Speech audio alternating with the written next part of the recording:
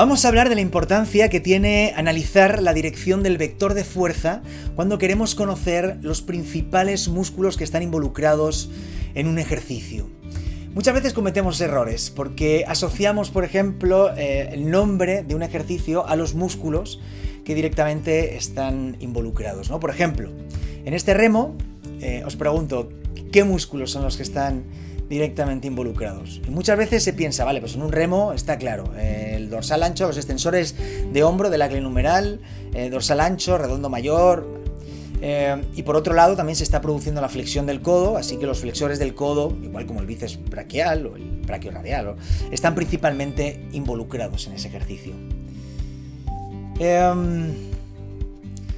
Aquí cometemos un error que es asociar nombre de ejercicio a cuál es la implicación y por otro lado analizar, digamos, la osteocinemática, qué movimientos articulares se han producido y asociarlo directamente a los músculos que están implicados, en este caso flexión de codo, pues los flexores de codo son los que están realizando ese ejercicio. Aquí, por ejemplo, en este lunge, en esta zancada, os pregunto, ¿qué músculos están involucrados en la pierna que está, en su pierna derecha? O sea, la pierna que está apoyada atrás.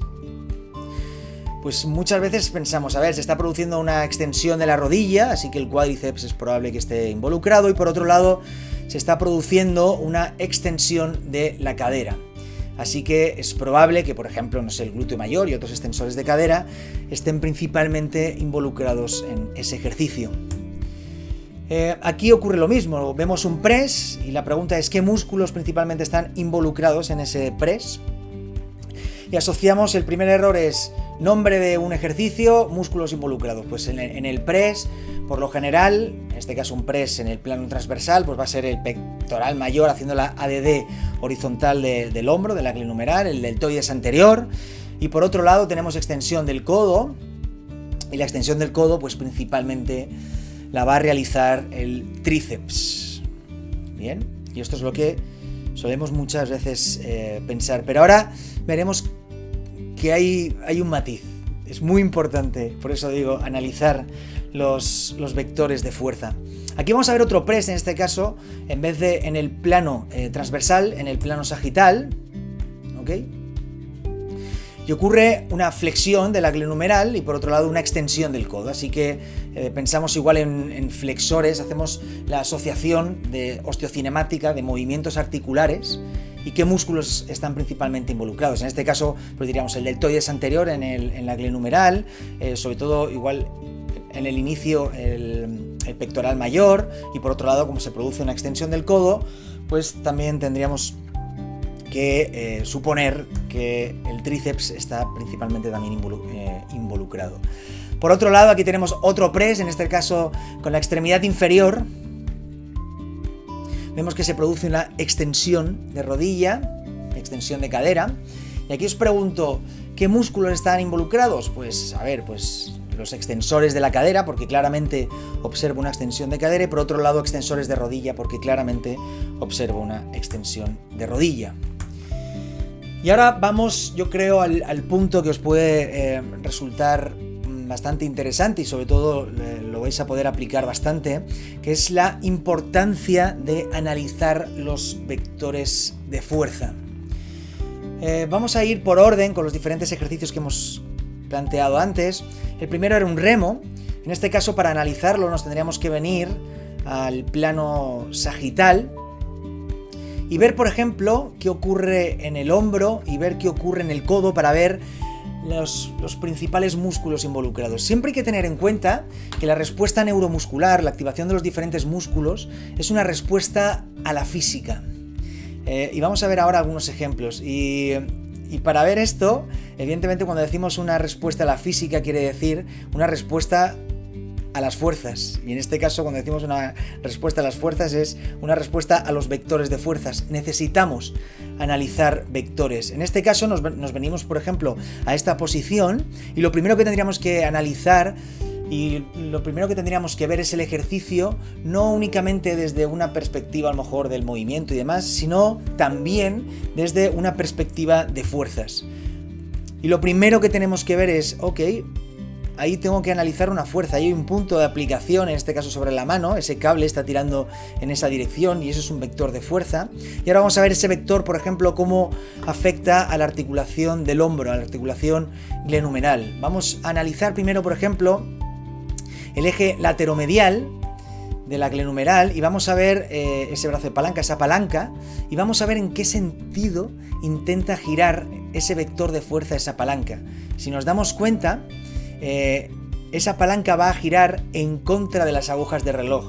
Y esto cuando hablamos cinemáticamente decimos, osteocinemáticamente, decimos que esa fuerza en la articulación glenumeral, en ese eje, va a intentar realizar una flexión del hombro. Por tanto, si la fuerza, la resistencia intenta generarnos una flexión de hombro, tendrán que estar activos los extensores de glenumerales. Bien, hasta aquí nada nuevo, o sea, ninguna sorpresa, porque todos sabemos que en este caso trabajan los extensores de hombro, que es dorsal ancho, el redondo y demás. Por otro lado, vamos a analizar ese sentido de rotación. Por otro lado, vamos a analizar qué ocurriría, por ejemplo, en el codo. Cogemos el vector de fuerza, es exactamente el mismo vector de fuerza, cogemos para ver si provoca la fuerza flexión o extensión, necesitamos coger el eje lateromedial del codo, que se encontraría aproximadamente ahí, y ahora necesitamos el brazo de palanca, la palanca, y ahora la pregunta es, ese vector de fuerza que intenta generar, qué sentido de rotación intenta generar sobre ese eje lateromedial, y vemos claramente que no genera ni flexión ni extensión de codo. ¿Sí? Por tanto, realmente ese vector de fuerza no está retando ni a los flexores de hombro ni a los extensores de hombro. Y la pregunta que muchos os haréis es, ¿y cómo puede ser que el codo se flexione si no los flexores de codo no están involucrados? Pues básicamente porque la flexión en este caso, la flexión de codo la realiza la propia fuerza. Y aquí vamos a ver una simulación que he hecho con un programa de física. Ahí veis el eje lateromedial de la glenumeral del hombro y aquí el eje lateromedial del codo. Y aquí está simulando el vector de fuerza del cable, ¿no?, que hemos visto antes. Y aquí lo que estoy haciendo es ejercer una fuerza en esa dirección, como si fuesen los extensores del hombro.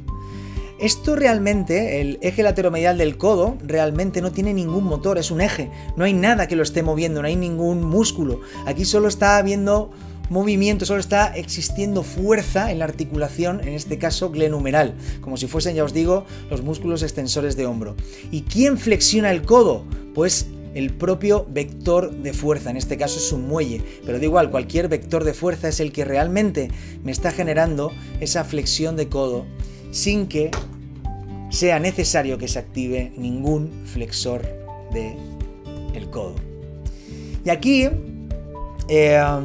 os he puesto una gráfica, hemos analizado en este caso ese remo con un aparato de electromiografía, y lo que veis en color azul es lo que ocurre en el ejercicio que hemos analizado antes, ¿sí? Ahí veis a Marina, que está haciendo el remo, y como veis no genera, en la de arriba, no está generando esa fuerza ni flexión ni extensión, y por tanto ni los flexores ni los extensores de codo es probable que estén activos, ¿sí? Más bien estarán silenciosos. Y de hecho, si veis la actividad electromiográfica, en este caso de los flexores de codo, en la franja es azul, veis que está bastante silenciado. Sin embargo, cuando realizamos el remo de otra manera, se suele realizar también bastante de esta manera, al fin y al cabo es una variable que nosotros podemos manipular, le podemos decir al deportista, a la persona que estemos entrenando, oye, quiero que hagas el remo así, quiero que hagas el remo asá, dependiendo de cuál sea nuestro principal objetivo. En este caso, Marina, cuando está realizando el remo, abajo es otra versión que en este caso sí está llevando la línea de fuerza, el vector de fuerza un poquito más arriba. En este caso, ese vector de fuerza sí que está generando extensión del codo. Si os fijáis en el eje lateromedial y veis esa palanca, sí que está generando un sentido de rotación hacia abajo de la palanca, que es extensión del codo, y por tanto sus flexores sí tienen que estar trabajando.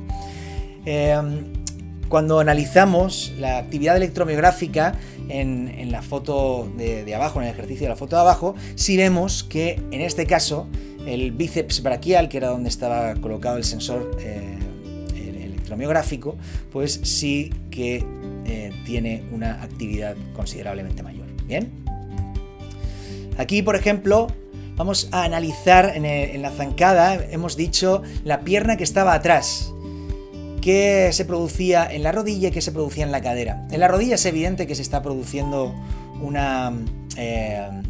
la fuerza va a intentar generar una flexión y por tanto los extensores tienen que trabajar. ¿Y qué ocurre en la cadera, en la coxofemoral? Pues tenemos que analizarlo. Vamos a ver. Lo primero que tenemos que analizar es dónde se encuentra el vector de fuerza. Entonces, en este caso nos encontraríamos con una reactiva del suelo que nos tiraría, digamos, del pie hacia arriba. ¿Bien? Y ahora tenemos que ver qué genera este vector de fuerza sobre la rodilla. Está claro, ¿no? Si cogemos un eje lateromedial en la rodilla, pues genera flexión de rodilla y por tanto los extensores de rodilla van a tener que estar trabajando, como por ejemplo el cuádriceps. Estamos hablando eso, de su pierna que está atrasada, ¿bien? Su pierna derecha. Pero ahora vamos a ver lo que se produce sobre la cadera.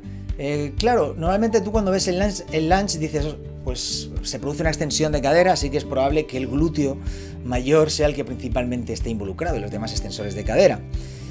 Pero si analizamos el eje lateromedial de la coxofemoral de la cadera, en este caso habría que ponerse desde la otra perspectiva, pero bueno, el eje lateromedial de la otra cadera también estará aproximadamente a esa altura. Cogemos la palanca y vemos qué sentido de rotación intenta generarnos ese vector de fuerza. Y vemos claramente que ese vector de fuerza intenta generarnos una rotación en contra de las agujas del reloj, que en este caso en la coxofemoral a eso se le denomina extensión de cadera. O sea, la resistencia intenta generarnos una extensión de cadera y por tanto los flexores de cadera tienen que estar manteniendo esa posición. Son los que realmente están siendo desafiados. Así que si colocásemos el electromiógrafo en el glúteo mayor, pues posiblemente tuviese bastante poca actividad. Aquí, por ejemplo, vemos el ejercicio del press, que hemos dicho, oye, pues en el press es probable que los pectoral mayor, deltoides anterior y el tríceps, porque se está produciendo la extensión del codo. Pero si analizamos realmente, cogemos el vector de fuerza, que es lo primero que tenemos que hacer, que sigue en este caso claramente la dirección del cable, vemos el eje, en este caso lateromedial del codo, para ver si produce flexión o extensión de codo, y analizamos la palanca. En este caso, ese vector de fuerza intenta generarnos sobre la palanca una flexión o una extensión. Pensadlo. Intenta generarnos una extensión. Por tanto, los flexores, en este caso del codo, son los que principalmente están involucrados en ese press y bastante menor medida, los extensores de codo. Bien, el tríceps, en este caso, aunque se produzca una extensión del codo, no está principalmente involucrado, no es el que principalmente está desafiado. Y la pregunta también sería, ¿y quién es el que realiza entonces la extensión del codo? Pues, como en el caso del remo, sería la fuerza la que está realizando la extensión del codo. Y realmente los flexores de codo estarían como controlando casi excéntricamente esa extensión del codo. Y aquí es el sentido de rotación que generaría. En esta gráfica que veis aquí, podéis ver en color azul qué ocurriría en un press como el que acabáis de ver, pero si el vector de fuerza pasa justo por el eje lateromedial. O sea, no me genera ni flexión ni extensión de codo. Pues ¿qué pasaría? Pues que básicamente ni los flexores de codo ni los extensores de codo estarían realmente retados y por tanto su actividad electromiográfica es relativamente baja. Por otro lado, lo que veis en la franja esa amarilla es exactamente la actividad electromiográfica del ejemplo que acabáis de ver antes, cuando el cable pasa por fuera del eje lateromedial generando una extensión del codo y por tanto los flexores de codo tienen que trabajar. Aquí lo que vemos Aquí lo que vemos en esa franja amarilla es como el bíceps braquial, que es lo que está representado de color azul, necesita una gran actividad para realizar ese ejercicio. Sin embargo, el tríceps necesita menos actividad porque básicamente está menos retado, ya que el vector de fuerza no le está directamente retando. Sin embargo, os he puesto aquí también qué ocurre cuando realizamos el press, pero en vez de que pase el eje por fuera, pasa en este caso por dentro. Cuando pasa por dentro y realmente el vector de fuerza está generando flexión de codo, ahí sí que el tríceps, fijaos cómo incrementa considerablemente la actividad. ¿Sí? Lo veis ahí claramente en la franja roja. Y si comparáis la franja azul, que es cuando la fuerza pasa justo por el eje, que no reta ni a los flexores ni a los extensores, fijaos lo que ocurre. Cuando el vector de fuerza está retando realmente a los flexores de codo, porque ese vector está generando extensión de codo, pues el bíceps braquial de repente incrementa mucho su actividad. Y cuando el vector de fuerza está retando principalmente a los extensores de codo porque está generando flexión de codo, fijaos cómo incrementa considerablemente la actividad del tríceps y sin embargo la actividad de los flexores disminuye en relación a el ejemplo anterior. Muy bien, ¿y aquí qué ocurriría? Pues nada, analizamos directamente. Vamos a ver, punto de aplicación y dirección de ese vector de fuerza. Vale, lo ponemos. Siguiente, ¿qué queremos saber? Si genera flexión o extensión de codo, pues ponemos eje lateromedial y en este caso vemos cuál es la palanca y vemos claramente que el sentido de rotación está generando extensión de codo. Si genera extensión de codo pero no se produce, pero realmente se está manteniendo, se está controlando, es porque los flexores del codo están principalmente activos y controlando esa extensión, ¿sí? Muy bien. Y ya por último tendríamos el ejemplo del press con la extremidad inferior y lo mismo, es como automáticamente aunque se esté realizando un press con la extremidad inferior no podemos ya decir, pues se produce extensión de los extensores de rodilla y los extensores de cadera. No, o incluso aunque veamos una extensión de rodilla, no podemos decir que los principales músculos involucrados son los extensores de rodilla, el cuádriceps en este caso. Necesitamos otra vez analizar vectores de fuerza. Y aquí vemos punto de aplicación, vemos claramente la dirección. En este caso quiero ver si genera flexión o extensión de rodilla. Para ello pongo el eje lateromedial de la rodilla y veo cuál es la palanca y cuál es el sentido de rotación. Ese vector de fuerza está intentando generar un sentido de rotación hacia extensión de rodilla. Por tanto, mis flexores de rodilla son los que tienen que estar principalmente controlando y son los que principalmente están retados en esa acción. Bien, por eso es muy importante analizar vectores de fuerza. Os he puesto ejemplos igual que pueden llamar un poco más la atención, pero esto se puede llevar a situaciones mucho más sutiles. Y no es necesario estar aprendiéndose de memoria igual y leyendo todas las investigaciones que hay al respecto en cuanto a respuestas electromiográficas de 500.000 ejercicios distintos porque podemos acabar locos.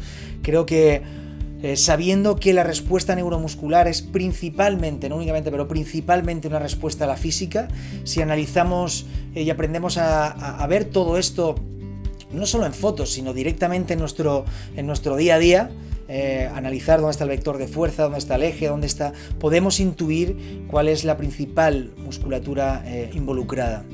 Ya por último vamos a ver 5 ideas que os podéis llevar a casa de esta pequeña charla. La primera es que es muy importante analizar cualquier ejercicio viendo los vectores de fuerza.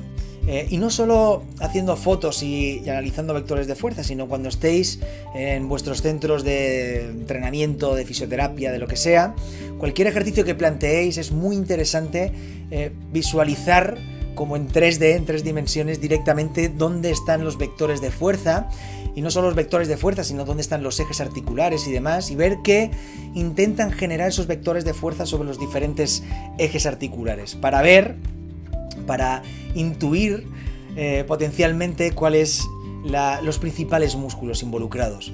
Y ese es el segundo punto, es que esos vectores determinan en grandísima medida cuál va a ser la respuesta neuromuscular. El tercer punto es que no podemos saber únicamente con el movimiento articular, o sea, flexión de hombro, rotación interna de hombro, extensión de codo, cuáles son los músculos involucrados. Necesitamos analizar también las fuerzas. El movimiento es una parte que evidentemente es muy importante analizar, pero no solo el movimiento, sino también las fuerzas, porque son las que principalmente determinan esa actividad neuromuscular y por otro lado cuáles son las adaptaciones potenciales que se pueden producir. El cuarto punto es no asociar, está muy relacionado con el 3, no asociar directamente el nombre de un ejercicio con los músculos que supuestamente van a activarse. En un remo, ¿qué se activa? Pues no lo sé, o sea, simplemente por el nombre, no lo sé. A ver, intuyo que probablemente se activen estos, pero depende de muchas más variables. Y una de las variables que es fundamental y que no podemos obviar es la dirección del vector de fuerza. Y el último punto es siempre, un poco como resumen, para acercarnos un poco más a la realidad de lo que está pasando durante el ejercicio, analizar las fuerzas que están afectando. Bien, bueno, hasta aquí, muchas gracias por haberme dedicado vuestro tiempo. Espero que os haya resultado interesante y que podáis sacar alguna cosita para vuestro día a día. También invitaros a nuestra formación de Exercise Mechanics, donde veremos muchas más de estas variables mecánicas y sobre todo cómo poder manipularlas, cómo poder controlarlas para generar las adaptaciones que deseamos en los deportistas con los que estamos trabajando. Así que nada, un abrazo y hasta pronto.